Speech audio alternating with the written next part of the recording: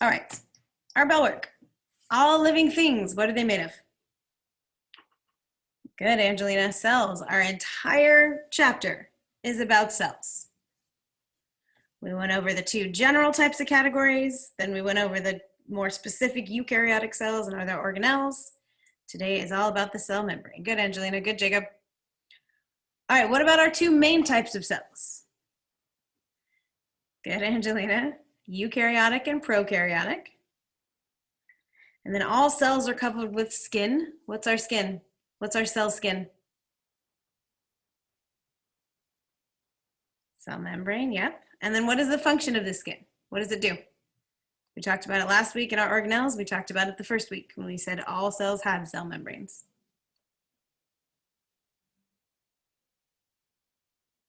What do you guys think? What is the function? Separates the inside of a cell from the outside. Very good. Make sure you have the bell work down. All right, essential question. All living things are made of cells, but what are cells made of? We went over all of the stuff on the inside, all the 10 or 12 organelles last week that are found inside plant and animal cells. You guys had attendance quizzes, and your Check for Understanding quiz was all about those organelles. And we counted the cell membrane as one of the organelles. And it's actually one of the more important ones, which is why it gets its own section. So the cell membrane is like our skin. It's a barrier that separates a cell's inside from the outside.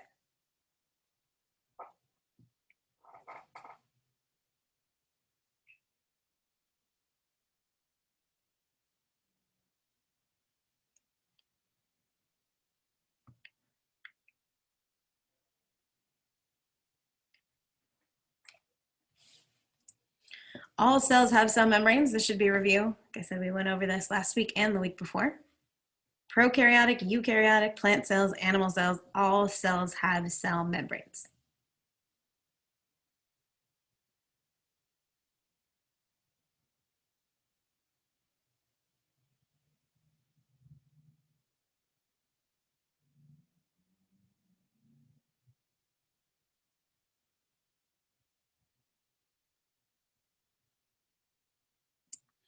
Functions, a barrier that separates the inside from the outside, keeps all the organelles in and keeps everything else out, all the bad stuff out.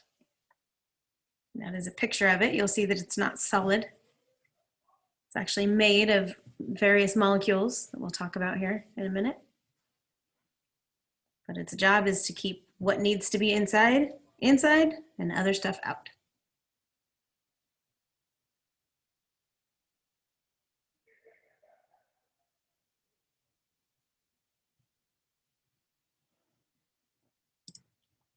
Its structure, if you look at it up close, is called a phospholipid bilayer, which sounds like a mouthful, but if you break it down, it's very simple. Phospho means half of it is made of phosphate. Lipid means the other half is made of lipids. We've gone over phosphate, we've gone over lipids in chapter 2 when we talked about chemicals and macromolecules. Bi means two, like a bicycle has two wheels.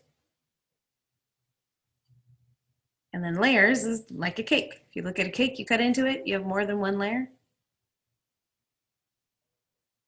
Called a bilayer, phospholipid bilayer.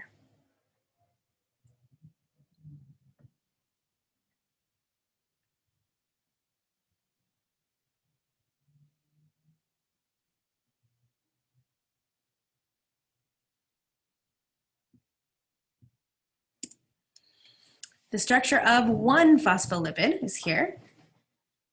Make sure you draw and label it. Yes, I want you to draw this. That's why it says draw and label in big red letters at the top. So they're very simple. Heads and tails.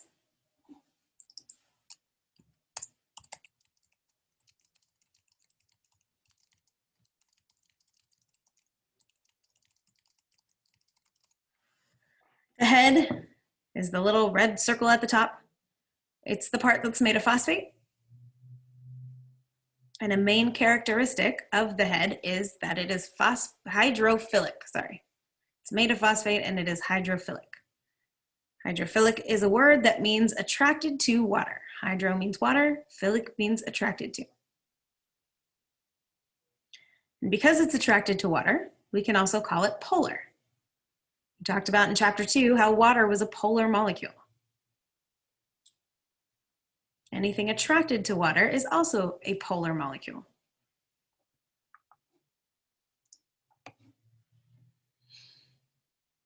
And the two little legs are the tails. That's the half that's made of lipids. And its main characteristic is that it is hydrophobic. It does not like water. So it would be the opposite of polar, which is nonpolar.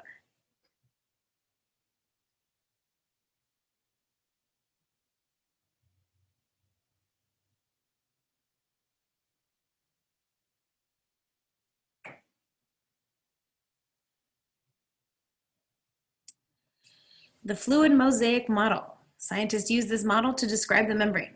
So you can't easily see cells just with your eyes. You have to put it under a very powerful microscope. And even our microscopes in class, it just kind of looks like a little blob. Research facilities have bigger microscopes that blow it up even more. So you could see all the little molecules. So scientists have built a model to be able to study it and show it to people. It's called the fluid mosaic model. Fluid means it's flexible, the layers move against each other. And mosaic is like a work of art. The different molecules make a pattern. Somebody once upon a time thought the different molecules look like some kind of a pattern and work of art. So they named it the fluid mosaic model.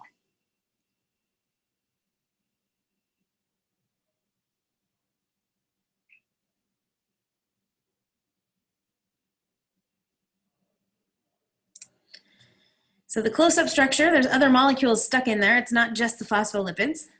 The phospholipids are the little pink things you can see. But there's proteins. There's the blue blob and the yellow blob. Those are protein channels. And these help move materials in and out. We're going to talk about more about protein channels in the next section. There's carbohydrates on top.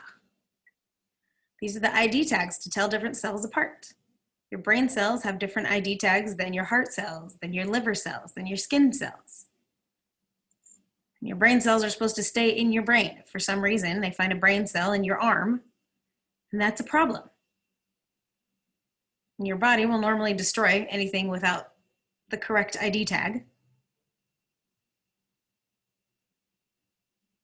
But that is a problem. If cells start moving around in your body, they're supposed to stay in one specific place. And then cholesterol. It's kind of like yarn or thread when you're sewing. It makes the membrane stronger. You can see it weaves in and out. The little green chains in the middle.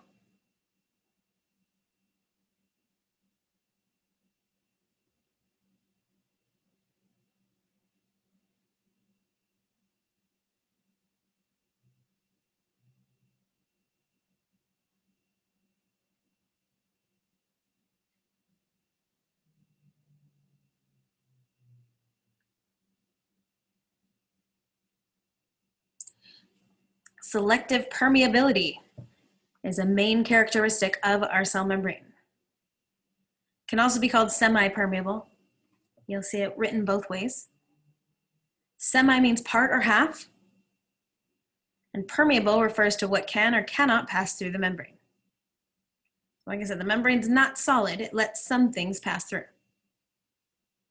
And it normally depends on the size. So if you look at the picture on the outside, you have blue circles, little blue circles, and you have larger orange ones.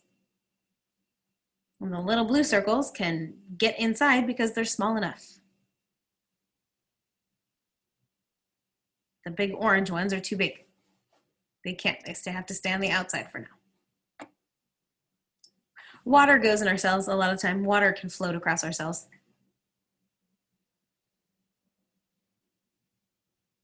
And then there's molecules like calcium and sodium and potassium that need to move in and out. And that's what the protein channels are actually for. We'll talk about that next week when we talk about transport.